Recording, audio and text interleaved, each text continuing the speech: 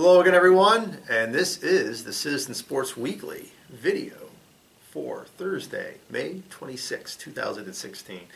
It's like one of those automated response things. You know, when you call somebody on the phone, like customer service, like you have reached the customer service department. This is a teleprompter-free video. Push 1 to talk to a live person, and there we go. We have a live person here.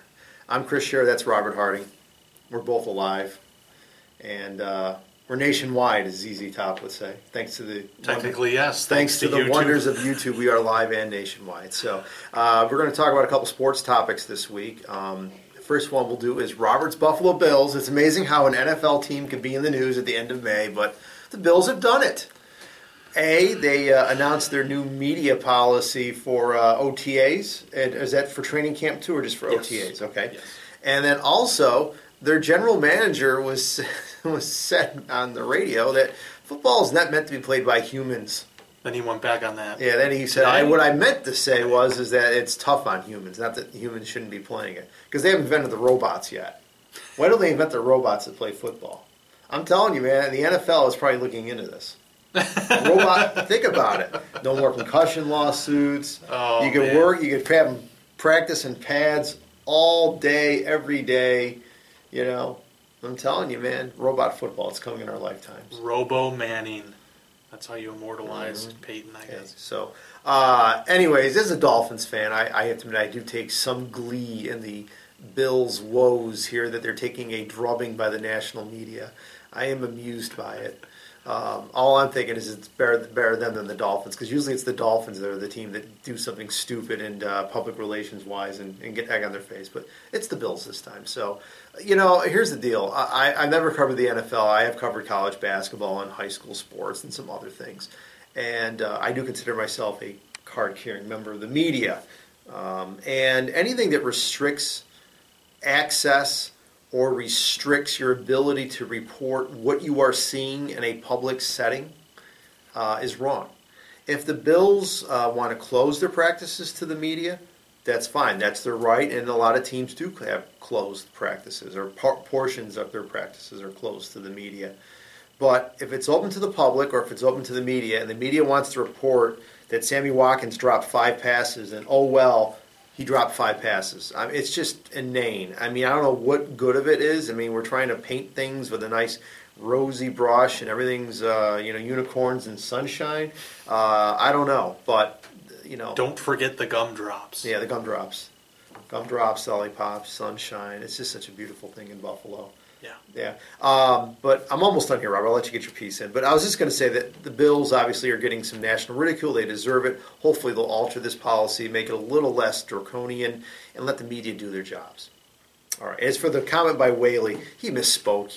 We all know what he meant. Did he? I thought he did. I think he did. I don't think he did. But we'll see if the robots. I think he got caught telling the truth. So, all right, Robert, it's your turn.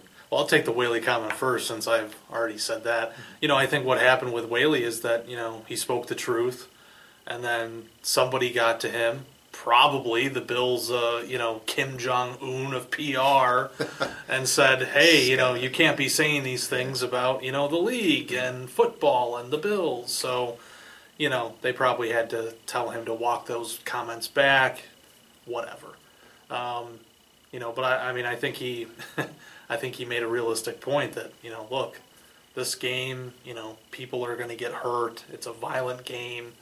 You know, that's the reality, and some players get hurt more than others. And he was saying that in the context of Sammy Watkins, who had to have another surgery. So, but, you know, the media policy, you know, I wrote about it this week on auburnpub.com, kind of broke down a few of the points. You know, I think it's fine to have rules, but rules are different than restrictions. Right. And that's exactly what this policy does in some regard. I mean, some of the points are fair, right, but the points that you alluded to, like mentioning, you know, various statistical things, you know, an interception or, you know, a catch or whatever. I mean, we don't need play-by-play in training camp or practices, okay? Sure. And we don't need to know that you know, E.J. Manuel was 0 for 10. We don't need to know that either, okay? I mean, well, maybe he was 0 for 10, but I mean, if he was like 3 for 7 or something, we don't need play-by-play. Okay, we don't need to know every little thing that goes on in these things for each play. If it's a handoff to a running back and he gets tackled for a 2-yard loss, I don't need to see a tweet about that. Okay, but if something dramatic happens or something big happens, then yes, absolutely, we need to know about those things. Yeah, the other point I'll make is that OTAs are different than training camp. With training camp, and I made this point. You have fans there. Yes. You're telling the reporters to not say something that, other people are witnessing. And, it's just silly. I mean, other people in that, at St. John Fisher could be, say, using Periscope, to live stream, say, the Bills, coming out of the tunnel, for training camp for the first time. Well, using the Bills media rules, the reporters wouldn't be allowed to do that. But a fan in the crowd could easily do it. And, who's going to punish him or her? So, for me, I think that's where the policy goes off the rails is, especially with training camp, is that, you have thousands of people there watching this unfold, and you're telling the reporters, oh, no, don't talk about it. There's no state secrets there. No. There's a highway, for crying out loud, that goes by St. John Fisher. People can see it. No, again, if it's open to the public, I don't know how you can put any restrictions on what a reporter's tweeting. Okay, I mean, if you don't want things getting out, then don't hold open practices, or when you do hold an open practice, don't install your secret play.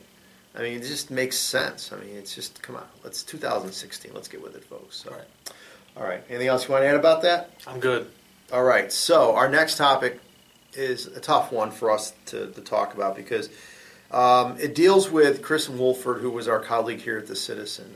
Robert worked with her for 6 years, and I worked with her for 10, and I hired her 10 years ago as a part-time sports writer back when I was sports editor.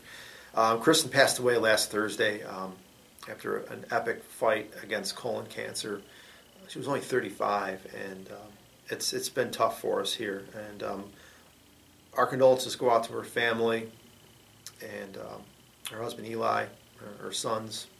3 sons, including the youngest, who's just a little over a year old, and that's what makes this even tougher for us. Is that, she leaves behind a husband who loved her more than anything, and 3 boys that, they're so young that I mean, I don't know how many memories they're going to have left of their mom, and that's the tough thing.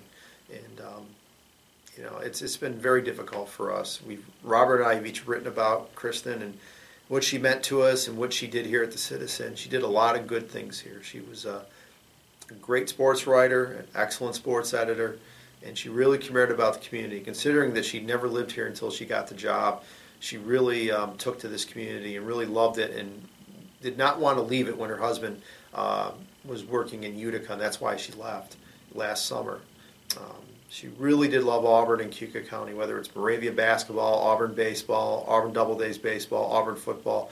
She really enjoyed being out in the community and being a member of it and just, doing a great job, and she was a fun person to work with too. I wrote in my column today on auburnpub.com that the sound I want to remember with Kristin is her laugh.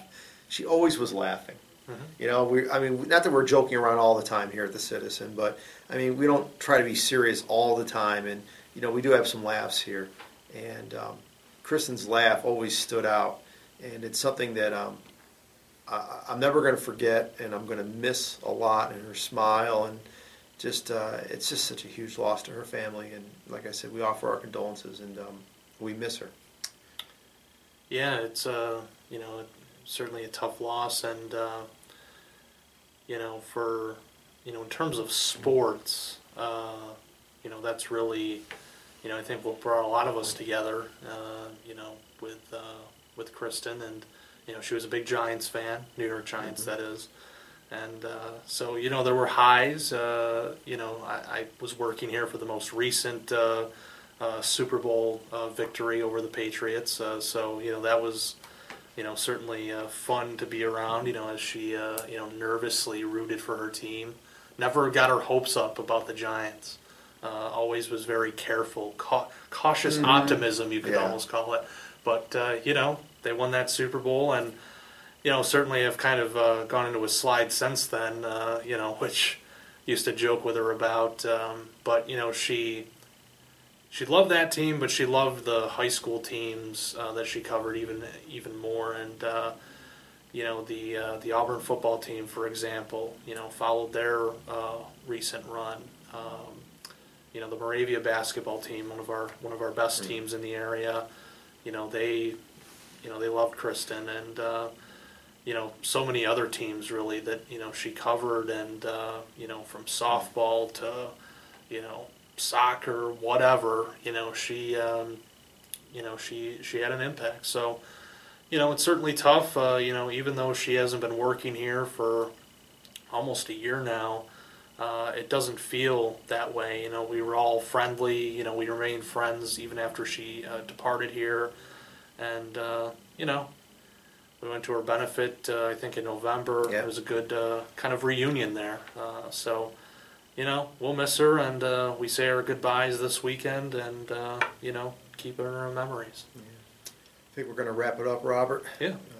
Like I said, Kristin, I guess we're dedicating this video to you, and thanks for the memories. It was a lot of fun, and we miss you.